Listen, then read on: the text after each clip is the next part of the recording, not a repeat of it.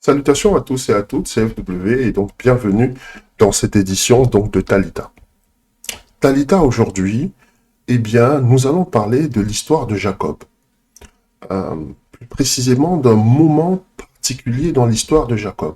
On connaît tous le passage où Jacob, n'est-ce pas, se met en devoir de lutter contre un ange qu'il va rencontrer, n'est-ce pas, dans son sommeil, ou plutôt pendant la nuit, à un moment bien précis. Et c'est une partie de la Bible qui est assez étrange, parce que c'est un des rares moments où on découvre que les hommes, en fait, peuvent lutter contre les anges. Et ça nous amène au sujet du jour. Arrête de lutter contre tes anges. Est-ce que ce ne serait pas toi, est-ce que ce ne serait pas moi, Jacob, qui, n'est-ce pas, serait en train de retarder ses propres bénédictions? Pourquoi? Parce que simplement, il a décidé de lutter contre l'ange que Dieu a envoyé pour le bénir. Souvent, nous avons ce comportement-là. Souvent, nous sommes les artisans de notre propre malheur. On ne se rend pas compte, on pense qu'on est, entre guillemets, attaqué par l'ennemi, on pense aux œuvres des ténèbres, on pense à toutes sortes de choses, on pense, je sais pas moi, au vaudou, pour ceux qui sont versés sur les sciences occultes, on pense à un mauvais moment, on pense à toutes sortes de choses, mais la vérité, c'est que dans 90% des cas, en fait, c'est nous-mêmes qui sommes en train de combattre nos bénédictions. Et par la grâce de Dieu, durant ce podcast, aujourd'hui, je vais te donner les éléments qui vont te permettre, n'est-ce pas, de comprendre non seulement que tu es en train de lutter contre tes anges, mais aussi de pouvoir discerner qu'est-ce que c'est qu'un ange, comment est-ce qu'il opère, qu'est-ce qu'ils sont, parce qu'il y a beaucoup de mystères qui entourent, n'est-ce pas, la personne des anges. Donc on va décortiquer un peu ça. Donc déjà, d'emblée, je te souhaite un bon Shabbat, pour ceux qui pratiquent le Shabbat. Et puis, pour ceux qui vont faire le culte le dimanche, par anticipation, un bon culte de dimanche. On se lance tout de suite. Et comme d'habitude, dans le cadre, n'est-ce pas, de ce partage, je déroule des slides. Bien sûr, j'interviens dessus. Et nous allons avancer ensemble, n'est-ce pas, dans le mystère de savoir comment arrêter de lutter contre tes anges.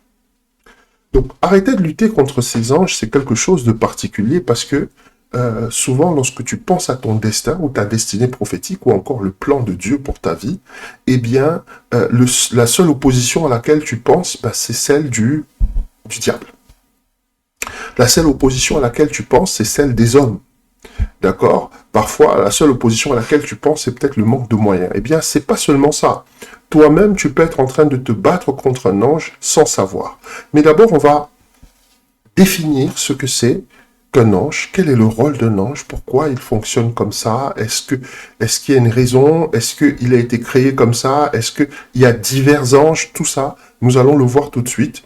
Et je te dis déjà dans la définition, le rôle des anges, le mot ange en fait nous vient du grec angelos, qui veut dire messager.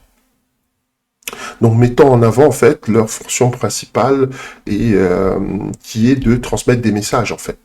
Donc il y a toute une discipline qui s'appelle l'angélologie, n'est-ce pas, qui est consacrée à l'étude des anges et qui décrit une hiérarchie, en fait, au niveau de ces êtres célestes. Donc, j'essaye de te faire comprendre que au niveau des anges, il y a des grades, au niveau des anges, il y a des niveaux, au niveau des anges, n'est-ce pas, il y a une hiérarchie, il y a une classification qui est très claire. Donc, je te donne ces éléments parce que lorsqu'on parle des anges, parfois les personnes ont tendance à voir en image, n'est-ce pas, certains tableaux de la Renaissance italienne où on te montre une espèce de petit gamin avec à peine dévêtu, à peine vêtu, je veux dire pas à peine dévêtu, à peine vêtu, qui est en train de se balader dans le ciel avec une petite flèche, un petit arc. C'est pas du tout ça un ange. Les anges sont des êtres terrifiants. Je veux que tu vois juste que dans l'Apocalypse de Jean, lorsque Jean s'est retrouvé en présence d'un ange, l'énergie telle qu'il dégageait, la puissance que cet être-là dégageait a terrifié Jean. Et il s'est même mis à genoux. L'ange lui a dit, non, relève-toi, je suis un serviteur comme toi. Ça veut te dire que la majesté, la puissance Et ce qui se dégageait de cet ange n'a rien à voir avec l'image, n'est-ce pas, que nous connaissons tous. Donc je te donne donc la hiérarchie parce qu'il y a différentes sphères d'anges. Hein. Alors, il y a la première sphère, ce sont les conseillers. Donc ce sont les anges qui sont des conseillers célestes et ils sont là pour diriger l'univers concrètement. Quand je parle de l'univers, je ne parle pas de Dieu, je parle de la création. Parce que maintenant, il y a ce terme-là, l'univers, qu'on utilise à tort et à travers. Quand quelqu'un te dit, oui, je crois en l'univers, ça ne veut pas dire qu'il croit en Dieu. Hein. Ça veut dire qu'il croit que Dieu est partout et que tout est Dieu. Donc quand il te dit, je crois en l'univers, il n'est pas en train de rentrer dans la même croyance que toi. On aura à revoir peut-être les différents mouvements de croyance, surtout depuis que le New Age a un peu hijacké le mouvement spirituel ou le mouvement spiritualiste du monde. Mais je reviens sur la notion des anges, d'accord? La première sphère, ce sont les conseillers. Dans les conseillers, tu as les séraphins, d'accord? Les séraphins, c'est l'ordre le plus élevé. Leur nom signifie ceux qui brûlent. Donc, ils sont constamment dans la présence de Dieu, n'est-ce pas? Ils le louent, ils incarnent l'amour pur et la lumière. Donc, traditionnellement, ils sont représentés avec 6 ailes, 2 qui leur couvrent le visage, 2 qui leur couvrent les pieds et 2 pour voler. Ok, ça, tu trouves ça dans Ésaïe 6, 1, 7. Ne dis pas que c'est FW qui a inventé des choses. Ça, c'est déjà indiqué dans la Bible. Pourquoi est-ce que ces êtres-là ont autant d'ailes pour se protéger? Eh bien, parce qu'ils sont trop proches de Dieu et que l'énergie qui émane du trône céleste est tellement puissante que même eux, qui sont des êtres extrêmement puissants, ont besoin de s'en protéger, tout en continuant à faire leur travail qui est, bien sûr, de louer Dieu. Ensuite, tu as les chérubins. Alors, les chérubins, et je te disais ça tout à l'heure, quand on parle de chérubins, parfois, on pense aux nourrissons, voilà, souvent encore considérés comme des bébés potelés. Les chérubins bibliques, par contre, sont des gardiens puissants et redoutables. C'est ce que je te disais à l'instant. Leur nom signifie plénitude de la connaissance. Ils sont les protecteurs, bien sûr, de la gloire et la sagesse de Dieu. Et quand tu lis Genèse 3, 24, eh bien, c'est eux qui gardent le jardin d'Éden. D'accord? Ce sont des êtres redoutables. D'accord? Et on te dit, dans l'art, ils sont souvent représentés avec plusieurs ailes et plusieurs yeux. Ok. Donc ça, c'était les chérubins. En dessous des chérubins, tu as ce qu'on appelle les trônes. Un trône, comme son nom l'indique, eh bien, c'est eux qui portent en fait le trône divin. D'accord? Ce sont les symboles de la justice de Dieu et de l'autorité divine. Ils sont souvent représentés comme des roues de feu couvertes, n'est-ce pas, Dieu. Donc ça, tu le lis dans Ézéchiel 1, du verset 15 à 21. Donc, ils sont les symboles vivants de la justice et de l'autorité de Dieu, et à travers eux, la justice de Dieu s'accomplit. Je veux que tu vois le parallèle ici. Lorsque nous enseignons sur les autels, et nous avions eu un webinaire qui s'appelle Autel et Alliance, j'expliquais qu'il y a un trône qui est devant, ou un autel qui est devant le trône céleste. Et que pareillement, nous aussi, nous devons avoir devant nous un autel.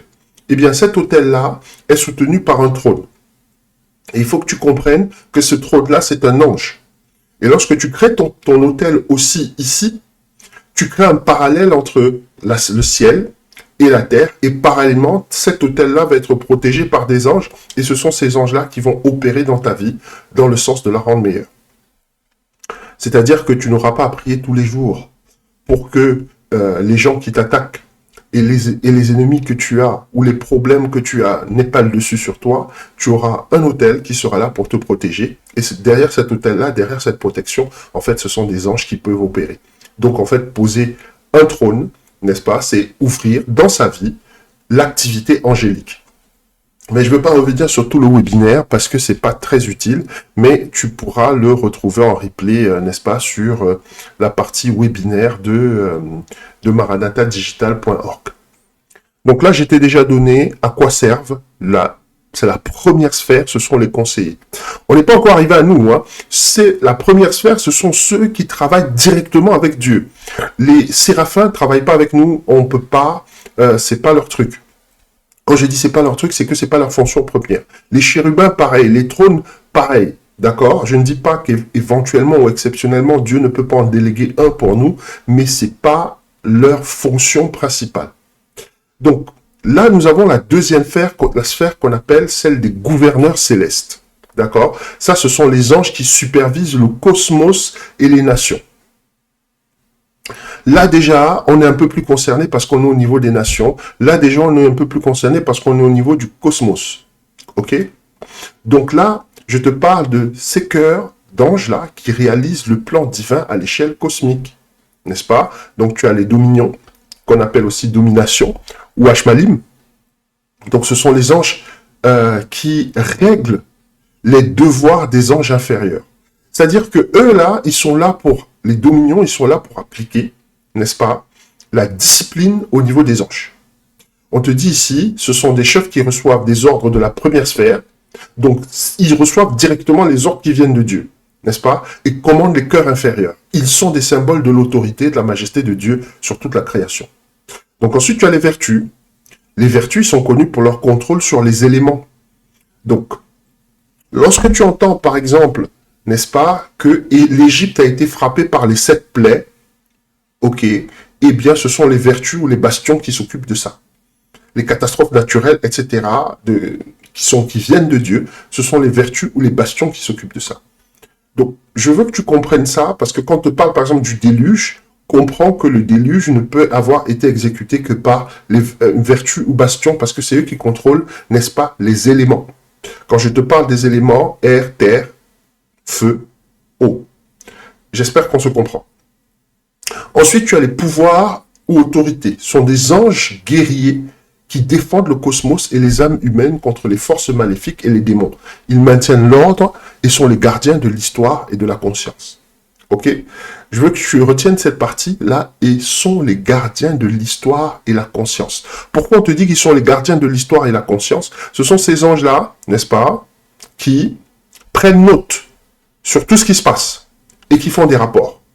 Quand je dis sur tout ce qui se passe, c'est nos péchés, nos erreurs, nos fautes, etc., etc., etc. Surtout au niveau des nations. Surtout au niveau des nations. Sache que de la même manière qu'un homme pêche, une nation aussi pêche. De la même manière, et ne pense pas, et là je veux ouvrir la porte ici parce que dans la prochaine saison de Maranatha Digital, on va rentrer un peu dans le hardware en ce qui concerne les nations. Je veux ouvrir la porte ici pour te faire comprendre qu'il y a une responsabilité collective au niveau des nations. Si une nation a par exemple pratiqué quelque chose comme l'esclavage, qu'elle ne se dise pas, ok, qu'elle et ses descendants, et ses citoyens, ou ses ressortissants, etc., peu importe, qu'elle ne se dise pas que ça va s'arrêter là. Il y a un jugement divin qui est émis parce qu'il y a, au niveau de la création, des anges qui font des rapports au niveau du trône. Alors, le jugement de Dieu, ça prend, au niveau des nations, c'est beaucoup plus lent qu'au niveau des hommes, ça peut prendre des siècles. Mais, il finit toujours par s'appliquer. C'est pour ça que je parle de responsabilité collective. Et quand il s'applique là, eh bien, ce sont certainement cette catégorie-là de gouverneurs qui vont faire appliquer ce jugement-là. Donc, quand je te parle de responsabilité collective, c'est ça. Si ton pays allait faire la guerre à un autre pays qui lui a rien demandé, aller piller les ressources d'un autre pays qui lui a rien demandé, esclavagiser des gens qui n'ont rien demandé, ne pense pas que toi, tu vas simplement faire ta petite prière en disant « Oui, Seigneur, vraiment désolé pour ce qui est arrivé à ces gens-là, mais moi, je n'avais rien à voir là-dedans. » Non, il y a une question de responsabilité collective et c'est le peuple entier qui va être jugé. Donc, je te donne ces éléments-là parce que pour que tu comprennes exactement où on va. Mais c'est peut-être un débat maintenant, pour l'instant, pour lequel tu n'es pas prêt. Mais il va y avoir un jugement, il va y avoir des réparations par rapport à toutes les exactions qui ont été commises. Et mon souhait, et là je parle prophétiquement, c'est que les peuples des nations qui se sont livrés à toutes sortes d'exactions commencent à sortir de leur arrogance et commencent petit à petit à demander pardon à Dieu. Commencez d'abord par Dieu. Peut-être pas par les hommes, mais commencez d'abord par Dieu. Et arrêtez de se réfugier dans cette arrogance, de se dire « Oui, on a fait ça parce qu'on était les plus forts » ou « Oui, c'était le passé, maintenant les gens n'ont qu'à oublier ». Non, les gens peuvent oublier, mais Dieu n'a pas oublié. Les gens peuvent oublier, mais les anges n'ont pas oublié et ils vont rendre un jugement, si ça n'a pas déjà commencé. Je pense, moi, que ça a déjà commencé, mais certains n'ont pas les yeux pour voir. Sur peut-être une autre chaîne, je reviendrai dessus et je ferai souvent, on va dire, une approche un peu plus eschatologique, c'est le mot, eschatologique, dans l'étude de la fin des temps, sur la question, n'est-ce pas, des réparations et de tous les torts et de toutes les injustices qui ont été commises dans le monde par les nations, non seulement envers le peuple hébreu, d'accord, non seulement envers la création, non seulement envers tous les peuples, en fait, parce qu'à un moment donné, il faut bien que les gens se disent qu'il y a un jugement et que Dieu est et reste, n'est-ce pas, le Créateur, et qu'il est le seul à avoir le droit d'appliquer un quelconque châtiment sur sa création. Et nous avançons sur la troisième sphère. Alors la troisième sphère, ce sont les messagers, et là, ça nous concerne directement. Donc, ce sont des anges qui agissent comme les messagers de Dieu à l'humanité. Et là, tu as les principautés, donc ce sont des gens qui guident et protègent des institutions entières, y compris les nations, les villes, les groupes religieux. D'accord. Et ils aident à faire en sorte que le monde soit dirigé selon le plan de Dieu. Donc j'essaie de te faire comprendre ces choses-là parce que lorsqu'on te parle d'anges déchus, les anges déchus aussi répondent aux mêmes caractéristiques. Généralement, tu as affaire à des principautés, tu as affaire à des archanges. Par exemple, là, on te parle des archanges. Le corps le plus connu, ce sont des messagers en chef qui s'occupent des missions les plus importantes. Bien que la hiérarchie les classe comme la deuxième chorale la plus basse, leur stature personnelle est élevée en raison des rôles critiques. Ce sont souvent ceux qui apparaissent ou eux qui apparaissent dans des personnages clés de la Bible comme Michel, Gabriel, Raphaël, etc., etc., etc. Donc quand tu entends Michel, Raphaël, Gabriel, c'est vrai que ce sont entre guillemets des stars, c'est les anges les plus connus, mais c'est pas les boss. En fait, ils sont dans la troisième sphère, en fait. J'essaye de te donner ces éléments-là. Il y a des anges dont on ne connaît pas les noms et dont on ne connaîtra jamais le nom. Et tu vas comprendre pourquoi, lorsque je fais le parallèle avec Jacob, il se bat avec l'ange. L'ange ne lui donne pas son nom. D'accord. On reviendra dessus. Ok. Et finalement, tu as les simples anges, en fait. C'est l'ordre le plus proche de l'humanité. C'est la catégorie générale de l'armée céleste.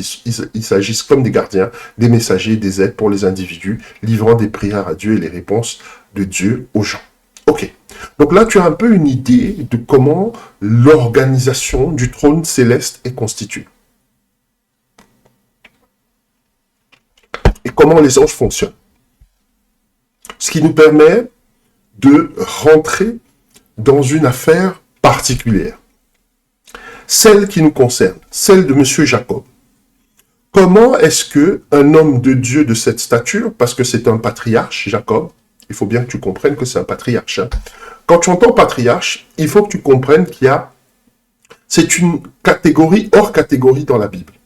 Les patriarches, leur catégorie est tellement particulière qu'on ne les distingue pas comme des apôtres, on ne les distingue pas comme des évangélistes, on ne les distingue pas comme des prophètes, on ne les distingue pas comme des pasteurs, surtout pas, parce qu'à l'époque, les églises même n'existaient pas. Ce ne sont pas des sacrificateurs, on ne sait pas très bien ce qu'ils sont.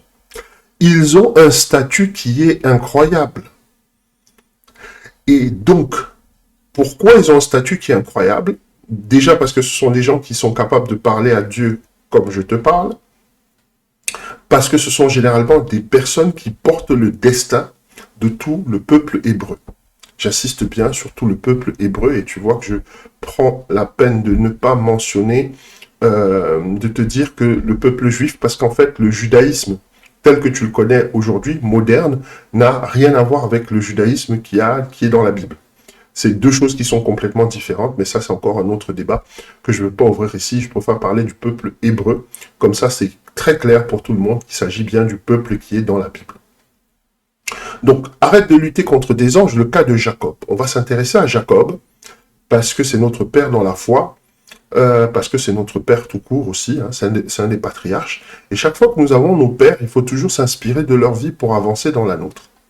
Et donc là, j'essaye de te faire comprendre une chose ici, c'est que Jacob, en fait, il est comme toi, il est comme moi.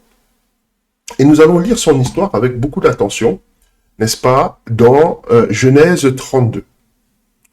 Alors, un coup de Bible board, là. si ça veut bien, voilà. Donc Genèse 32, c'est ici, là, et on te dit, Jacob a peur de rencontrer Ésaü. Ok? Donc je ne veux pas revenir sur toute l'histoire, mais sur une partie bien précise de l'histoire qui nous intéresse. Je te disais tout à l'heure que Jacob avait beaucoup de difficultés. Pourquoi? Parce qu'il retourne finalement dans le pays de son père. On va essayer de lire un peu de façon très très très précise et tu vas comprendre de quoi il s'agit. Genèse 32, prends ta Bible, hein, même si ça s'affiche à l'écran, prends ta Bible, c'est toujours mieux. On te dit ici, le lendemain de bon matin, Laban embrassa ses petits-enfants et ses filles et les bénit, et puis il partit et retourna chez lui. Ok? Jacob poursuivit sa route. Des anges de Dieu vinrent à sa rencontre. En les voyant, il s'écria, c'est ici le camp de Dieu, et il nomma ce lieu Mahanaïm. Les deux camps. Ok? Donc déjà, il a, une fois qu'il sort de chez Laban, il a une première rencontre avec Dieu. Donc il se décide à retourner chez lui, c'est-à-dire retourner dans la terre de son père, c'est-à-dire là où Isaac a été enterré, etc., etc. Bon. On te dit ici, puis il envoya des messagers vers son frère Ésaü au pays de Séhir, dans la steppe d'Édom. Il leur donna les instructions suivantes. Voici ce que vous direz, n'est-ce pas, nous sommes là, à mon seigneur Ésaü. Ainsi parle ton serviteur Jacob, j'ai séjourné chez Laban, je m'y suis attardé jusqu'à maintenant, j'ai acquis des bovins, des ânes, des moutons, des chèvres, des serviteurs, des servantes. Je vous fais informer mon seigneur, je vais enfin informer mon seigneur, donc il parle à son frère, hein, pour recevoir bon accueil auprès de lui. Les messagers revinrent vers Jacob en disant, nous sommes allés trouver ton frère Ésaü, et le voilà qui vient à ta rencontre avec 400 hommes. On te dit au verset 8, Jacob eut très peur. L'angoisse le saisit. Il répartit en deux camps les gens qui étaient avec lui, le menu et le gros bétail, ainsi que les chameaux, car il se disait, n'est-ce pas, si Ésaü attaque l'un des camps et le détruit, celui qui restera pourra en réchapper. Alors c'est très très intéressant, parce que Jacob a déjà une stratégie. N'oublie pas que son nom veut dire le rusé. Donc, il devise une stratégie qui va lui permettre, si les choses tournent mal, n'est-ce pas, de pouvoir s'en sortir. Et c'est très intéressant parce que c'est ça qui va l'amener à combattre l'ange. Je te répète que lorsqu'il prend le chemin pour retourner vers la maison de son père, il rencontre des anges. S'il y avait un danger de mort, je pense que ces anges-là lui auraient dit, écoute, ne retourne pas là-bas parce que ton frère est en colère et ton frère va te tuer. Mais Jacob fait un tout petit pas à sa tête. Une des caractéristiques des personnes qui luttent beaucoup contre leurs anges, ce sont des personnes généralement qui sont sages à leurs yeux. Je suis obligé de te dire les choses. Quand je dis sage à leurs propres yeux, c'est quoi? C'est que si tu es quelqu'un à qui on ne peut pas donner un conseil, et cette personne écoute, si tu es quelqu'un à qui on ne peut pas dire « fais ceci » et sans discuter, parce que tu sens bien que la personne qui te le dit est inspirée, tu fais.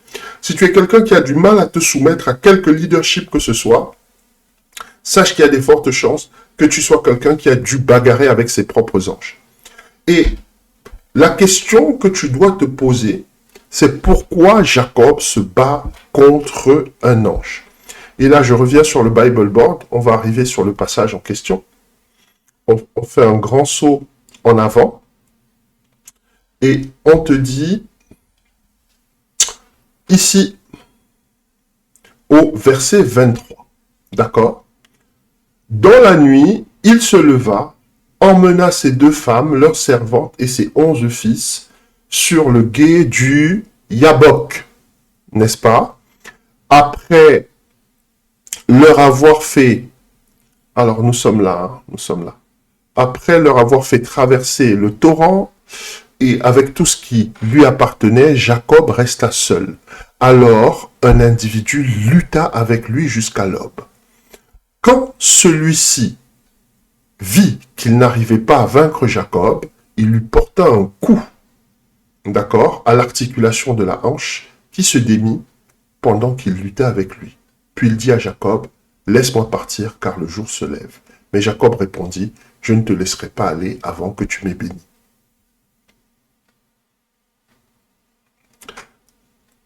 Et là, il y a la partie qui nous intéresse le plus. « Quel est ton nom ?» demanda l'individu. Jacob répondit-il, « Désormais, reprit l'autre, tu ne t'appelleras plus Jacob, mais Israël. Il lutte avec Dieu, car tu as lutté avec Dieu et avec les hommes, et tu as vaincu. » N'est-ce pas? Jacob l'interrogea, « Mais je t'en prie, fais-moi connaître ton nom. »« Pourquoi me demandes-tu mon nom ?» répondit-il, et il le bénit là. Donc le passage s'arrête, là on te dit, Jacob nomma ce lieu Péniel, la face de Dieu, car dit-il, j'ai vu Dieu face à face et j'ai eu la vie sauve. Chaque fois que tu lis, Jacob nomma ce lieu Péniel, ça veut dire qu'il a posé un autel sur ce lieu. D'accord? Chaque fois que tu lis qu'il a nommé quelque chose, on ne nommait pas les endroits comme ça sans mettre un signe distinctif dessus. Ce qu'il a nommé, en fait, c'est l'autel qu'il a posé sur cet endroit-là, et cet autel-là s'appelle Péniel, la face de Dieu. Donc, je te donne ces éléments pour que nous puissions nous comprendre. Donc, je reviens sur le whiteboard, maintenant que tu as lu tout le texte avec moi, et là, on va pouvoir un peu naviguer dans les divers insights, les diverses révélations qu'il y a dedans. Donc, le contexte, je te l'ai déjà dit.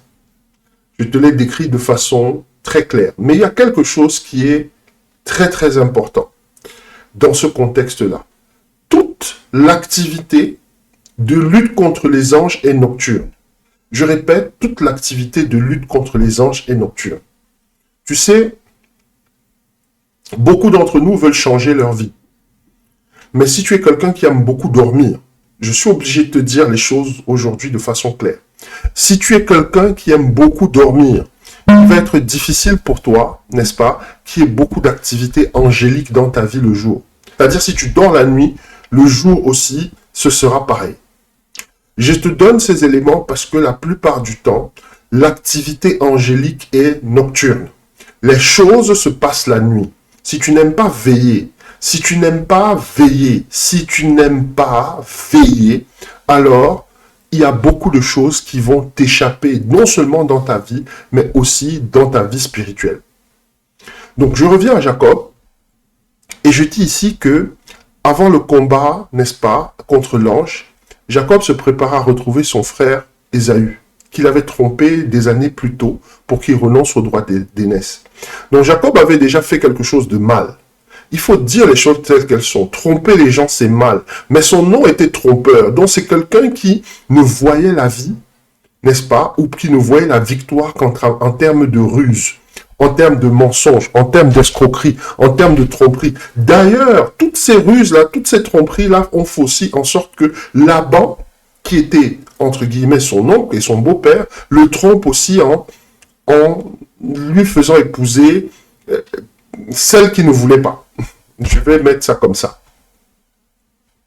Donc, et c'est dans ce moment de solitude, là où il est tout seul, qu'il se retrouve en train de se battre contre cet ange. Ok? Donc, j'essaie de te donner ces éléments pour que tu comprennes le contexte. Le contexte, il est terrible. Jacob risque sa vie, en fait. Son frère, Ésaü, c'est quelqu'un de belliqueux, c'est un chasseur. On le décrit comme étant quelqu'un de redoutable au combat. On lui dit, Jacob, toi qui envoies des messages de bienvenue ou de réconciliation à ton frère, le gars, il arrive avec 400 hommes. Jacob est en panique. Il est complètement paniqué. Et ça réveille une des principales peurs d'un patriarche. Et pour ceux et celles qui travaillent avec moi dans le cadre du coaching, ils savent qu'il y a les peurs de la matriarche, parce qu'il y a aussi des matriarches. Jusque maintenant, dans notre vie actuellement, il y a encore des matriarches. Et que les peurs de la matriarche peuvent détruire son destin. Là, nous sommes dans les peurs du patriarche. Une des plus grosses peurs du patriarche, n'est-ce pas, c'est bien sûr que sa vie s'arrête avant qu'il n'ait accompli sa mission ici sur terre. Donc Jacob commence à paniquer. Il commence à chercher un moyen de s'enfuir, en fait. Et je te donne cet élément ici, donc dans l'analyse, ok? Jacob fait passer sa femme et ses enfants et tout ce qu'il possède devant lui parce qu'il a peur. de son frère Ésaü qui vient à sa rencontre accompagné de 400 hommes. Là, tu le vois dans Genèse 32, 7. Il a peur de son frère parce qu'il a volé son droit d'aînesse, mais ce droit est lié à une filiation, celle d'Abraham et de son père Isaac. Cette filiation d'Abraham, d'Isaac-là, elle aussi accompagnée de tromperies, de mensonges et d'escroqueries. Est-ce que je suis en train de te dire que Abraham, Isaac étaient des escrocs? Non. Mais est-ce qu'ils ont pratiqué l'escroquerie? Oui. Est-ce qu'ils ont tous les deux, Abraham et Isaac, déguisé leurs femmes, ou plutôt fait passer leurs femmes pour leurs sœurs, pour ne pas être tués? Oui. Parce que c'était comme ça qu'ils opéraient. C'était une partie de leur face cachée, leur face sombre. Et je vais te dire une chose aujourd'hui, j'en profite pour ouvrir cette parenthèse-là. Il faut arrêter de voir les hommes de Dieu comme étant des gens parfaits.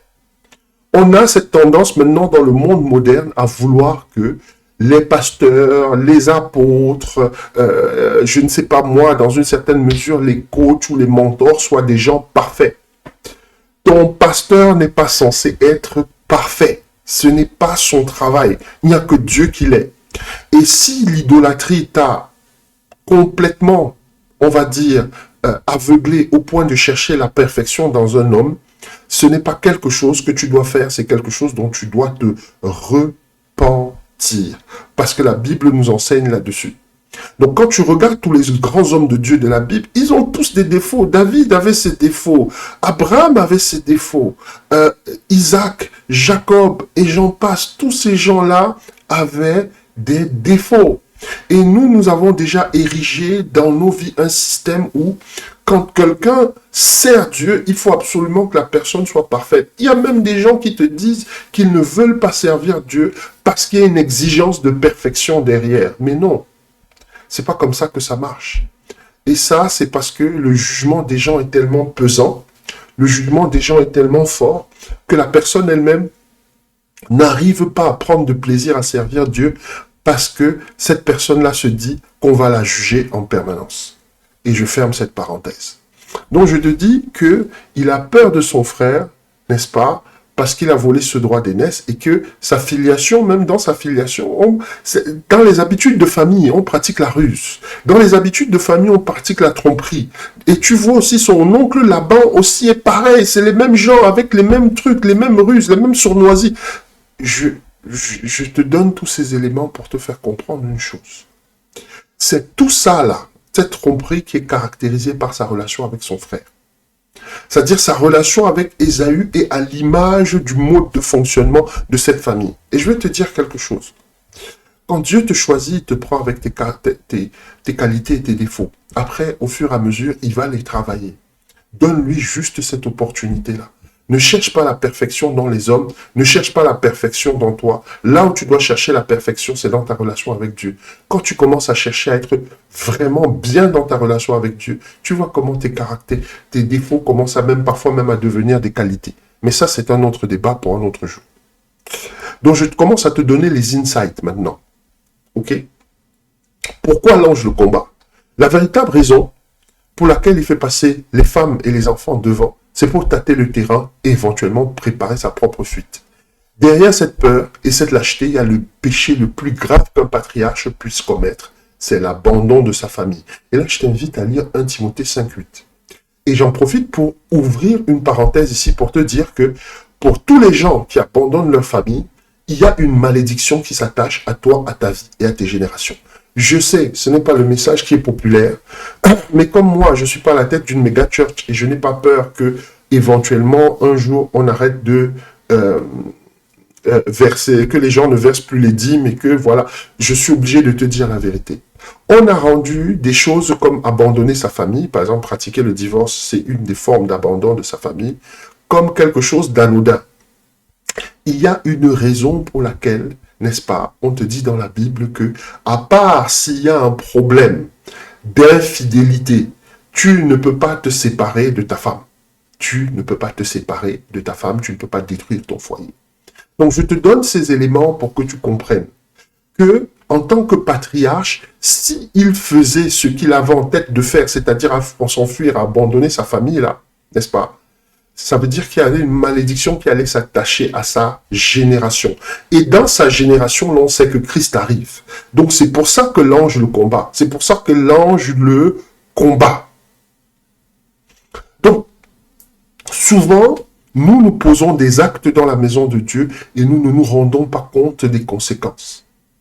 Peut-être que toi, tu te prends juste pour un simple croyant qui lit sa Bible, qui, etc., veut juste aller à l'église, qui veut verser sa dîme, qui veut vivre en paix avec son voisinage, en paix avec le monde, etc. Ok.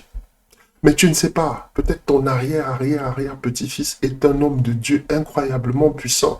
Peut-être ton arrière-petit-fille est une femme de Dieu incroyablement puissante qui doit bouleverser sa génération. Et avec les choses que tu vas faire, tu vas accumuler déjà dans sa vie un certain nombre de malédictions en faisant n'importe quoi. Quand tu es un patriarche, quand tu es une matriarche, il faut que tu comprennes que les actes que tu poses maintenant ont des conséquences sur des générations. Abraham était là, il s'est entendu un peu avec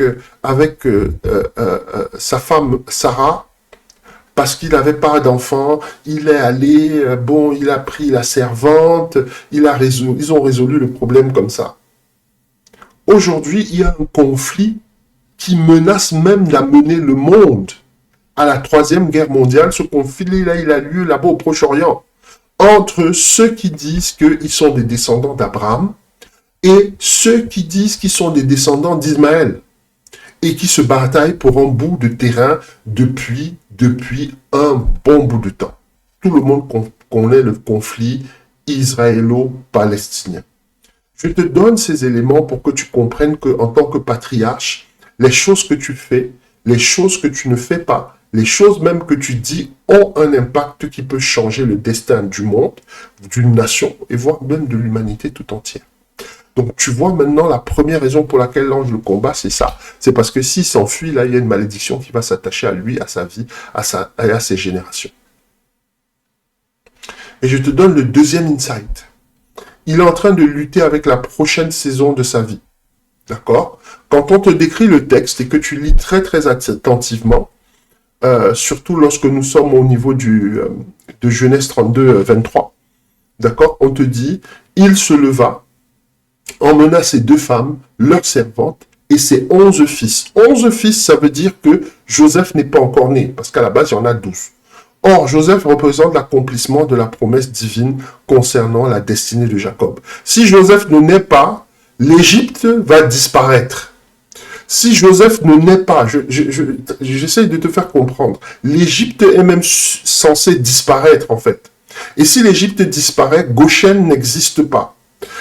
Toutes ces choses-là s'enchaînent de façon très très simple. Et si Goshen n'existe pas, n'est-ce pas, il y a de fortes chances que Christ ne puisse pas trouver refuge en Égypte.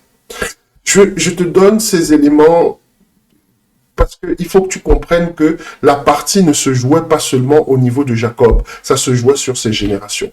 Ok? Et je dis ici, or Joseph représente l'accomplissement de la promesse divine concernant la destinée de Jacob. C'est la phase terminale de sa destinée prophétique. Joseph est une des préfigurations du Christ. Si Jacob s'enfuit, Joseph ne naîtra pas. Or, sa naissance fait partie du plan divin pour préparer la venue du Christ. Et je veux que tu regardes, lorsque Joseph est rattaché, entre guillemets, à la tribu de Jacob, entre guillemets, quand je dis on crée la nation d'Israël et que Joseph a sa tribu, il y a 2 enfants de Joseph qui vont bénéficier d'un statut très spécial.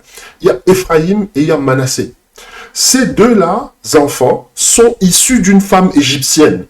C'est ça qui nous permet à nous, entre guillemets, ou à ceux qui ne sont pas rattachés directement au peuple hébreu, n'est-ce pas, de rentrer dans la promesse.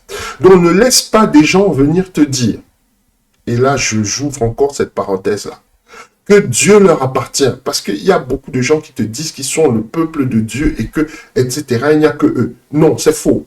Dieu a ouvert l'héritage du peuple hébreu à toutes les nations pour qu'elles puissent y entrer dans le cadre de cette adoption-là.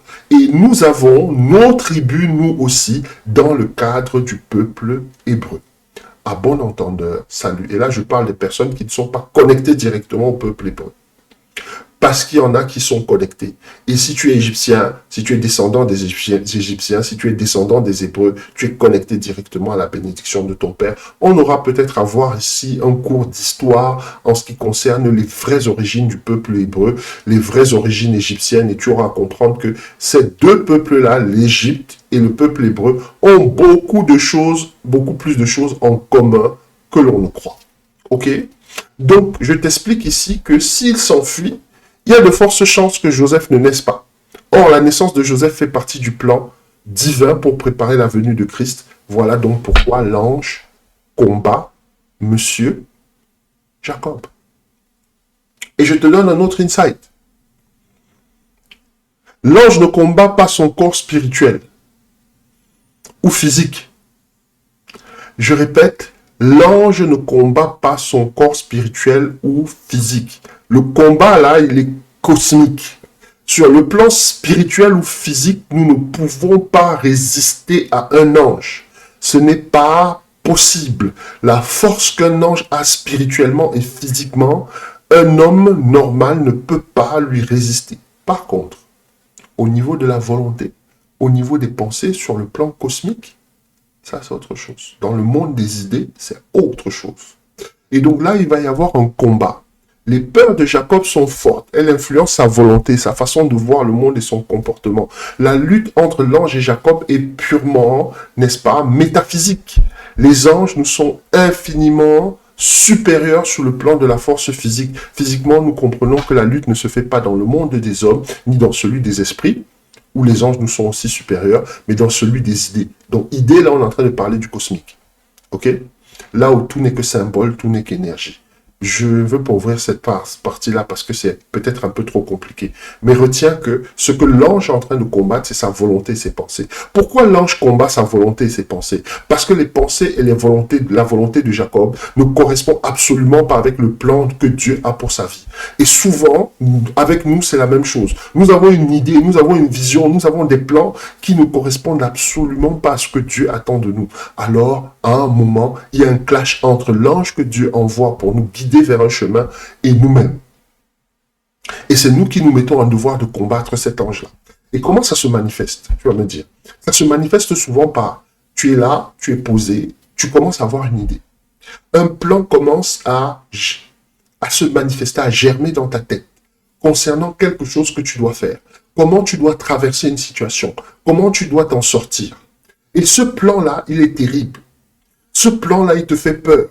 Ce plan-là, il te demande de prendre sur toi. Ce plan-là, il te demande de sortir de ta zone de confort. Ce plan-là, il te demande de tout risquer. Tout ce que tu as construit, tout ce que tu as bâti, te demande de le jeter comme ça, là, au milieu, n'est-ce pas, pour espérer éventuellement gagner quelque chose. De faire un coup de poker, tout simplement. De faire ta pipe, tu prends toute ta mise, tu mets devant et tu dis, ok, voilà les cartes que j'ai, je veux savoir s'il y a quelqu'un d'entre vous qui me suit là parce que j'ai fait tapis.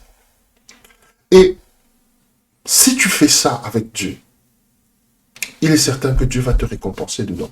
Mais alors souvent, nous, qu'est-ce qu'on a? Quand tu as déjà accumulé beaucoup de choses, quand tu as déjà atteint un certain niveau de richesse, quand tu as déjà atteint un certain niveau de confort et que Dieu te demande de repartir à zéro, là, tu commences à te battre contre l'ange. Et là, le plan arrive. Le plan arrive sous la forme de quoi? Je ne sais pas moi. Peut-être que tu t'étais déjà établi dans une ville. Tu es bien dans cette ville, tu as un boulot dans cette ville, etc., etc. Et il y a un plan qui arrive.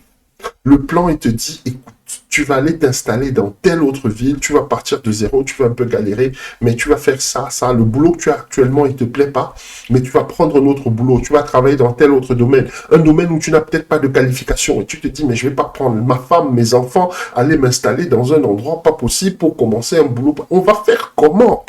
Mais le plan semble clair. Et au-dedans de toi, tu commences à avoir le témoignage intérieur, le désir brûlant de réaliser ce plan. Alors tu vas commencer à combattre cet ange dans ta tête. Parce que c'est un ange qui t'apporte un message de Dieu. Il t'apporte la vision. Et il est prêt même aussi à t'apporter la provision. Mais à un moment donné, tu vas commencer à combattre cet ange. Tu vas commencer à lutter contre lui. Tu vas commencer à lutter contre l'idée même de penser seulement à changer de vie.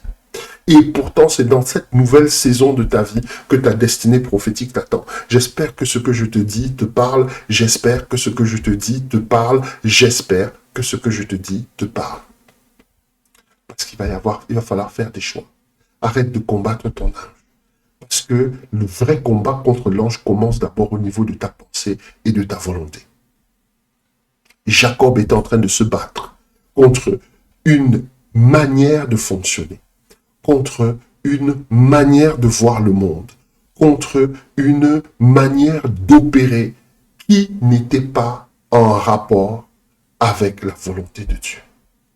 Donc Jacob est en train de lutter, parce qu'il avait toujours fonctionné comme ça. Il avait toujours été rusé, il avait toujours fait ses petits plans, il avait toujours utilisé ses petits stratagèmes pour arriver à ses fins. Et tout à coup, l'ange est là pour lui dire, Monsieur Jacob, tu ne vas pas t'enfuir ici. L'ange est là pour lui dire, Monsieur Jacob, toi et moi, on va se battre jusqu'à la fin.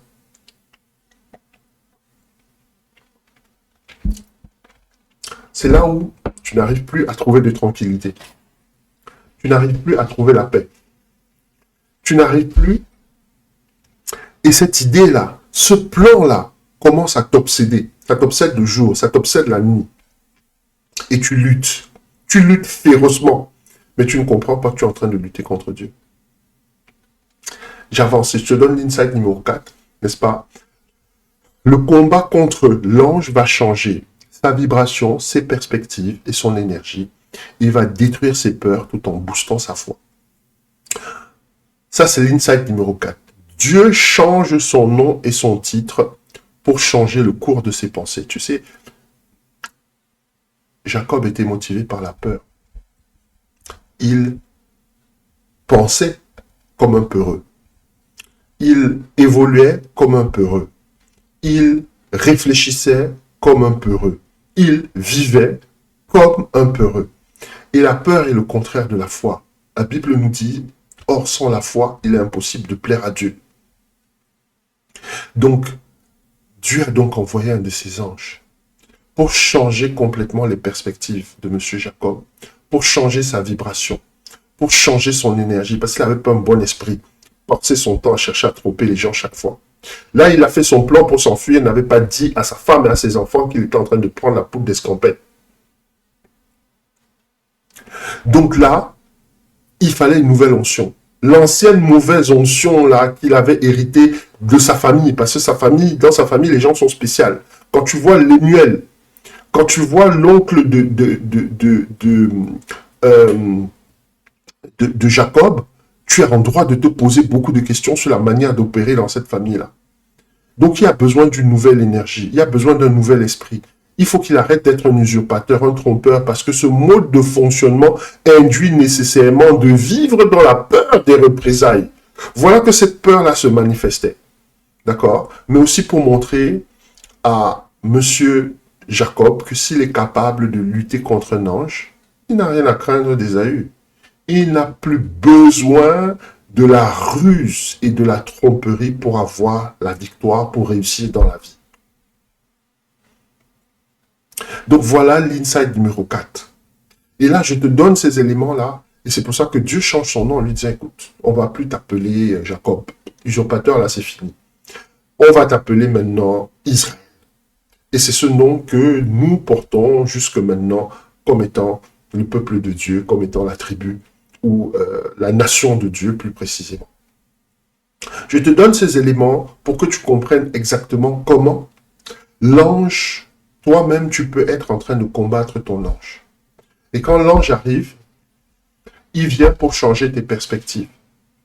Peut-être qu'avant, tu t'appelais employé, mais lui, il va t'appeler directeur. Peut-être qu'avant, tu te voyais comme peureux, mais il va faire exactement comme il a fait avec Gédéon, il va t'appeler vaillant héros. J'essaie de te donner ces éléments parce qu'il est temps que ta vie change. Ta vie ne change pas parce qu'en fait, tu es en train de combattre les anges. Chaque fois que l'ange vient et te donne un plan, te donne une direction, te donne un message de Dieu, parfois tu as demandé des signes et Dieu t'a répondu au travers des signes que tu as demandé exactement comme il a fait avec Gédéon. Mais tu continues à traîner la patte. Arrête de lutter contre tes anges. Arrête de lutter contre tes anges. Et je te donne ici 5 signes qui montrent que tu luttes contre ton ange. Ok? Premier signe, tu te retrouves à la croisée des chemins. Donc tu es comme Jacob qui revient dans son pays pour commencer une nouvelle vie. Chaque fois qu'il y a une lutte contre un ange, il y a toujours une question de nouveau départ là-dedans. Chaque fois qu'il y a une lutte contre ton ange, il y a toujours une question de nouveau départ. N'est-ce pas? Donc, il veut commencer une nouvelle vie, il va devoir gérer la question de la façon dont il a traité son frère Ésaü précédemment. Le signe qui ne trompe pas, que tu es à la croisée des chemins. Tu es tiraillé entre ton passé et ton présent alors que ton futur est en train de se jouer. Je t'ai donné l'exemple tout à l'heure de toi qui a déjà trouvé un bon boulot quelque part, tu es en CDI, ça se passe bien, etc. Et puis Dieu te dit, écoute, quitte ce boulot-là, quitte cet endroit-là, cette ville-là, va t'installer ailleurs, peut-être même dans un autre pays, va commencer quelque chose au Canada, va commencer quelque chose, je sais pas moi, aux États-Unis. Et tout à coup, tu regardes ce que tu as déjà construit. Tu regardes ton passé, comment tu as souffert déjà pour avoir ce que tu as eu là. Et puis Dieu te dit de lâcher tout ça. Il y a une voix, tu n'es même pas sûr parfois que c'est Dieu. Il te dit de lâcher tout ça pour aller. Il te dit lâche ça tout de suite pour aller quelque part. Pour recommencer à zéro. Ce que tu ne comprends pas, c'est qu'il est le maître du temps et des circonstances. Ce qui t'a pris 10 ans ici pour construire, il te faudra peut-être moins d'1 an pour récupérer ce que tu as mis et parfois même avoir 2 ou 3 fois plus. Ta vie est capable de changer en un tournement si tu es prêt, si tu es prête à suivre l'ange. Parce que l'ange vient te montrer le chemin. Tu dis, et par rapport à cette situation-là, tu es tiraillé entre ton passé et ton présent alors que ton futur est en train de se jouer et tu ne sais pas quoi faire alors que Dieu t'a déjà tout dit. Tu as reçu des rêves, tu as reçu des signes, tu as reçu des confirmations. Parfois même on envoyait des hommes de Dieu venir te dire exactement ce que Dieu attend de toi et tu es dans les négociations. Tu es dans, oui, mais peut-être que, non, mais il est possible que, mais il faut que tu comprennes que Dieu ne va pas t'attendre indéfiniment et que tout est une question de saison. Et que si cette saison-là, elle passe, il va te falloir attendre peut-être 5 ou 7 ans pour avoir ce même type d'opportunité. Et pendant ces 5 ou 7 ans-là, ne te plains pas si tu galères. Ne te plains pas si Dieu est silencieux. Ne te plains pas si tu jeûnes et si tu n'as aucune réponse.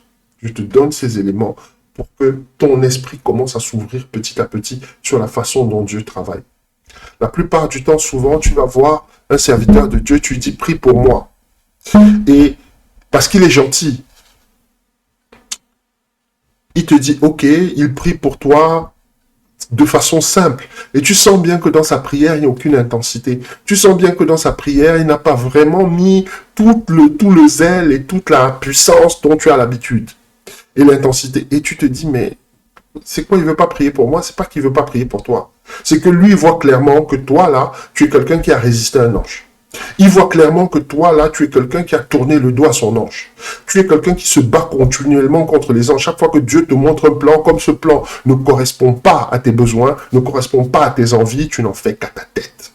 Et comme tu n'en fais qu'à ta tête, les épreuves commencent à s'amonceler. Et comme tu n'en fais qu'à ta tête, tu continues à prendre des coups. Parce que tu as la croisée des chemins chaque fois. Et chaque fois que tu as la croisée des chemins, tu choisis, au lieu de tourner à droite, comme Dieu te dit de faire, toi, tu te décides à aller à gauche. Tu fais des choix désespérés et radicaux. Ok? Tu vas être obligé de te séparer de certaines personnes qui te sont chères. Ça, c'est souvent la caractéristique. Comme tu n'arrives pas à te décider, les circonstances vont décider pour toi à ta place. Comme Jacob a dû laisser partir femme et enfants. Il aimait sa femme, il aimait ses femmes, il aimait ses enfants, il aimait sa famille. Jacob était un bon père. Mais à un moment, les circonstances ont fait qu'il s'est dit, si je m'amuse ici, là, je vais y laisser ma vie et je n'ai pas encore accompli ma mission, je n'ai pas encore accompli ma destinée prophétique. Donc ces peurs-là, quand tu es en train de lutter contre un ange, tu commences à penser que ta fin est venue et que ta vie va s'arrêter à cette étape. Est-ce que je suis en train de te parler de pensée suicidaire? Pas forcément. Mais je suis toujours en train de parler de...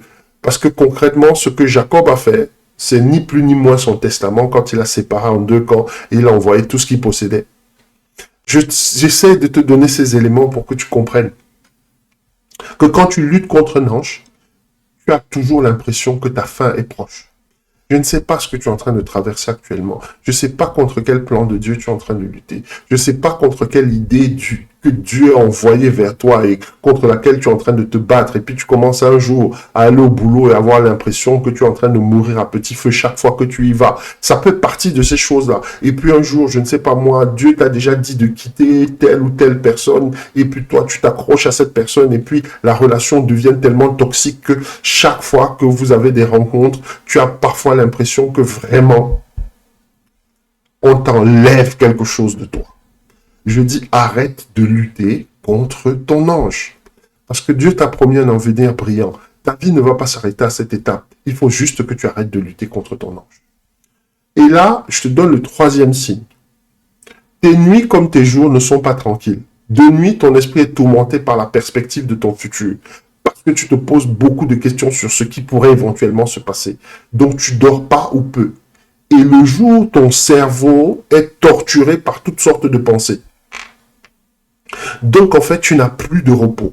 Rappelle-toi, c'est ce qui avait rendu Monsieur Nabucodonosor, Nebuchadnezzar, si tu préfères, complètement fou. Il est devenu complètement fou à cause d'un rêve. Ce rêve-là indiquait un certain nombre de choses et Dieu lui a démontré sa suprématie parce qu'à un moment, ce monsieur qui était une des figures les plus imposantes et les plus importantes de l'humanité à cette époque-là est devenu complètement légume. Donc, je ne suis pas en train de te dire que c'est ce qui va arriver. Mais si tu n'arrives plus à trouver la paix, tu es un enfant de Dieu. Ton Dieu est un Dieu de paix. Pourquoi tu n'arrives plus à dormir? Tu es un enfant de Dieu. Ton Dieu s'appelle Yahuwah Shalom. Pourquoi est-ce que dans la journée, tu n'es pas tranquille, tu n'es pas paisible? Pourquoi est-ce qu'il n'y a plus de paix dans ta vie? Pourquoi est-ce qu'il n'y a plus que de la colère, il n'y a plus que de la rancune, il n'y a plus que du désespoir, il n'y a plus que toutes ces choses-là?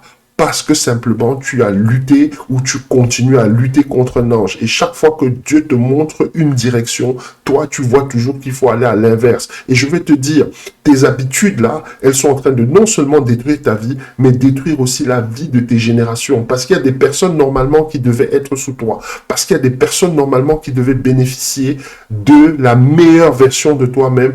Et tu es en train d'accumuler petit à petit des malédictions dans ta vie. Arrête de reprocher des choses à Dieu alors que toi-même tu as lutté contre un ange et tu as refusé les choix que Dieu te proposait.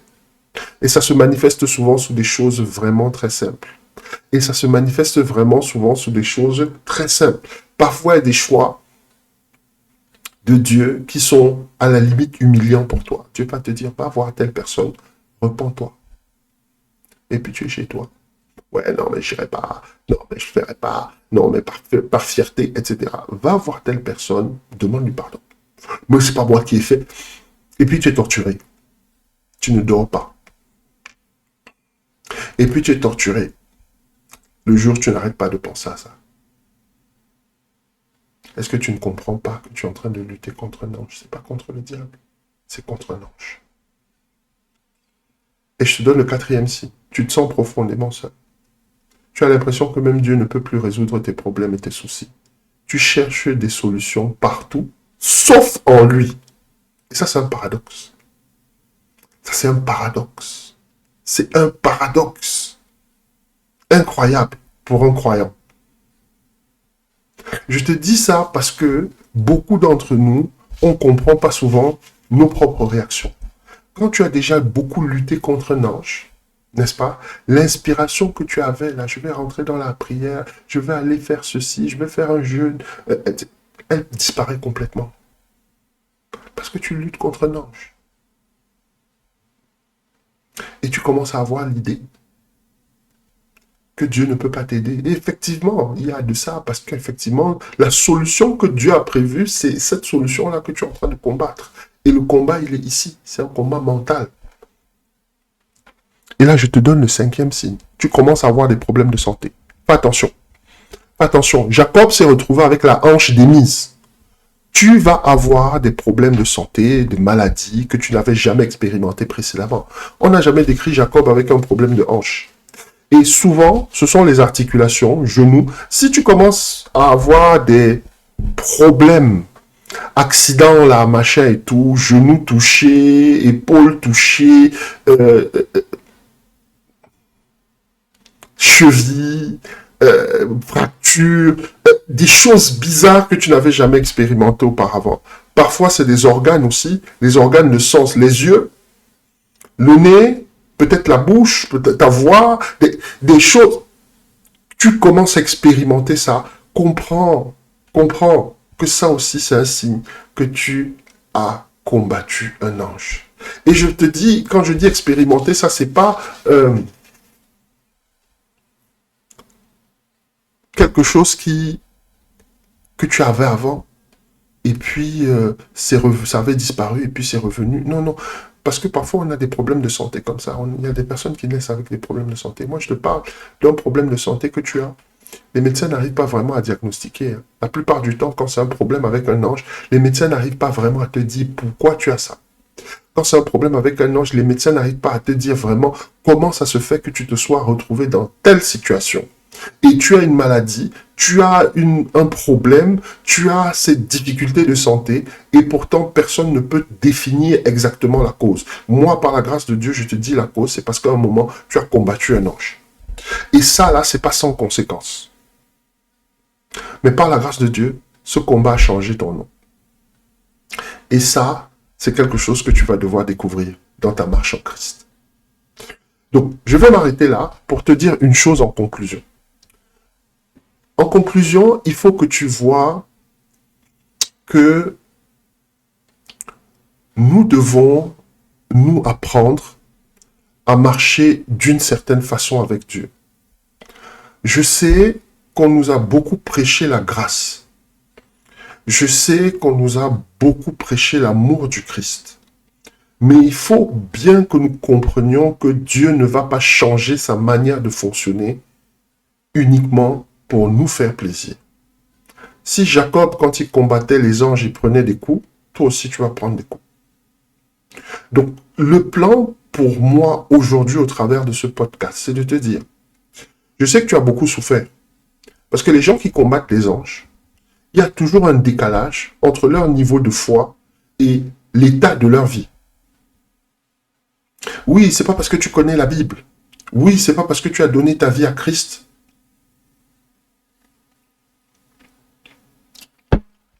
Il y a, je sais pas moi, 20, 30 ans. Ça n'a rien à voir.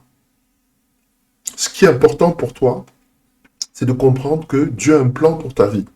Derrière ce plan, il y a une trajectoire. Derrière cette trajectoire, il y a ce qu'on appelle une dimension. Derrière cette dimension, il y a ce qu'on appelle une perspective. Ok?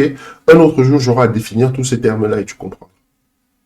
J'essaie juste de te dire que quand tu luttes contre tes anges, tu commences à souffrir ici sur terre d'une façon que Dieu même n'a pas prévu. Tu passes ton temps à bénéficier, entre guillemets, de la grâce surabondante de Dieu. Tes bénédictions, tu n'y toucheras pas. Je te dis déjà tout de suite, tes bénédictions, tu n'y toucheras pas. Regarde Jacob. Jacob s'est retrouvé seul. Quand il se retrouve seul, là, il a déjà tout perdu. Sa femme et ses enfants sont déjà passés de l'autre bord. Ses serviteurs, de l'autre bord. Tout ce qu'il possède, de l'autre bord. Le Yabok, ça veut dire la Pâque en fait. C'est le pass, en anglais on dit Passover. C'est vraiment, représente vraiment la Pâque, le changement de dimension. Donc j'essaie de te montrer que quand tu es en train de combattre un ange, ce que Dieu a prévu de meilleur pour toi est dans l'autre dimension, dans l'autre saison de ta vie. Donc toi, tu es dans une saison où tu ne vas rien avoir. Il est dans l'obscurité. Il ne sait même pas où il va. Il ne sait même pas qui va au-devant de lui. L'ange même arrive et commence à le combattre. Il ne reconnaît même pas d'abord tout de suite que c'est un ange. Donc tu vois le niveau de confusion dans lequel Jacob est. Je te rappelle précédemment que quand il rencontre à Mahanaïm les anges qui viennent à sa rencontre, il reconnaît les anges tout de suite. Mais là, dans l'obscurité, il n'arrive pas à reconnaître ces anges. J'essaie de te dire une chose, c'est que lorsque tu es en train de combattre un ange, il y a un niveau de confusion que ça génère au niveau spirituel. Tu commences à prendre les ennemis pour des amis. Tu commences à prendre les amis pour des ennemis. Je te donne tous ces éléments pour que tu puisses, par la grâce de Dieu, arrêter de combattre tes anges, arrêter de combattre le plan de Dieu pour ta vie et rentrer dans ta destinée prophétique. Voilà, c'est sur ça que je vais m'arrêter aujourd'hui. Avant que nous nous séparions, je voudrais que nous puissions faire une petite prière. Tu vas dire après moi, Seigneur, je te rends grâce et je te remercie pour la parole que tu as donnée à ton serviteur aujourd'hui. Je prie afin que cette parole-là puisse s'appliquer à ma vie. Je veux arrêter de combattre mes anges. Je veux arrêter de combattre ton plan. Je veux arrêter de combattre ma destinée prophétique pour marcher sur le chemin que tu as prévu pour moi. Je me repens aujourd'hui. Je change mes voies aujourd'hui. Seigneur, que ton esprit me guide désormais. Que ta sagesse soit mon partage et que ton intelligence, celle qui me permettra de reconnaître les signes que je suis en train de marcher à contre-courant de ma destinée, puisse être mon partage. Au nom de Yeshua, j'ai prié. Amen. Ok. Donc, voilà ce que j'avais à partager un tout petit peu avec toi. Juste pour te dire, le prochain webinaire, il est déjà en route. Ok. Si tu vois au niveau du site, on a déjà mis le site à jour. Je ne sais pas si je peux retrouver très très rapidement. Alors, je le ferai certainement. Hein, si tu me donnes un instant, je mettrai tout en fin de notre de ce podcast-là, je te mettrai la fiche pour le webinaire pour que tu puisses prendre connaissance si tu veux participer. Nous avons une thématique qui est très très intéressante ce mois-ci et je souhaite vraiment qu'il y ait un maximum de personnes qui petit à petit commencent à se tourner vers les webinaires parce que Talita, c'est vrai que c'est décliné en forme de webinaire, mais comme un podcast, mais c'est dans les webinaires que nous entrons vraiment dans les choses les plus profondes en fait de la parole. Donc si ça t'a plu, n'hésite pas à liker, n'hésite pas à partager, et puis qu'on se retrouve une autre prochaine fois, un autre samedi, un autre Shabbat, pour une autre édition de Talita. D'ici là, sois béni, reste béni, et puis continue à marcher dans ta bénédiction. À très très bientôt.